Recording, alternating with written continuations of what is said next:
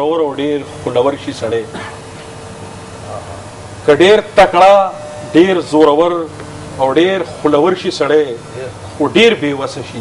چې دغه ور لور شي سړی ډیر تنگ نظره ډیر زړه تنګ او کرکجن سړی وي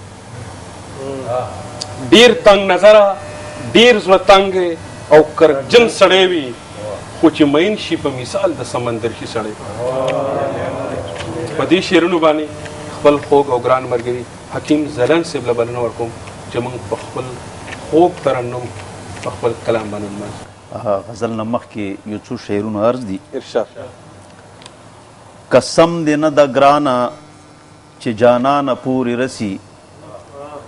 قسم دې نه د ګرانه چې جانانه پورې رسي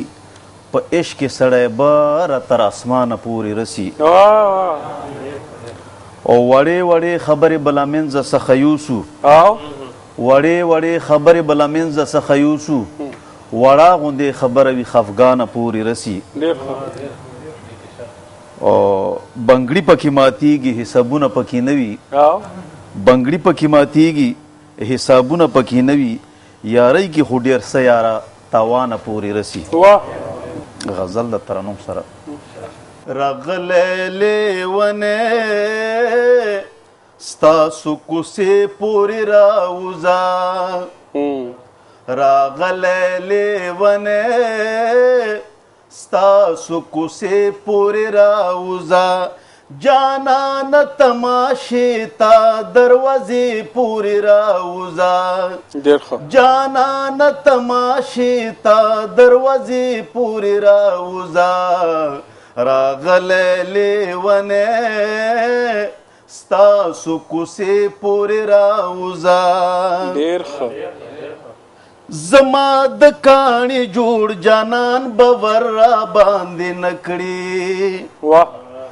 زما د کاڼي جوړ جانان به ور را باندې نه کړي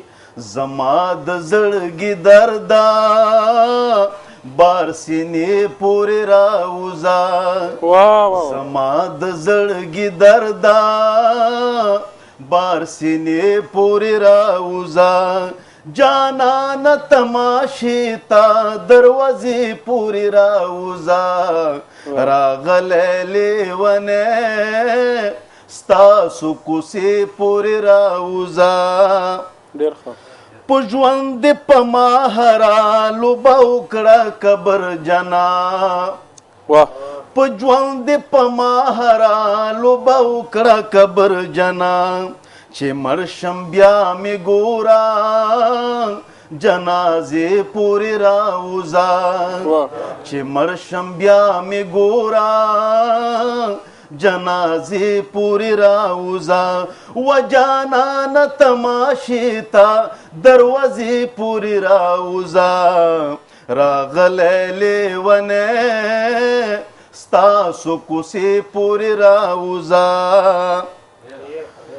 زما د زړه خبرې چې جانان ته دې ښکاره کړم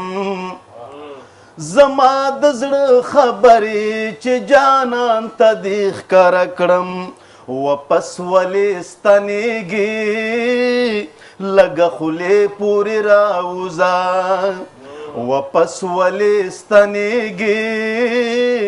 لږه خولې پورې راوځه جانان تماشې ته دروازې پورې راوځه راغلی لیونی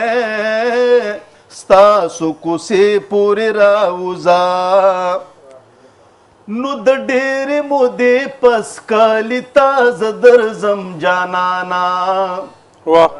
د ډېرې مودې پس کالي تازه درځم جانانا ظالم ته توروړی نه دوابې پورې راوځه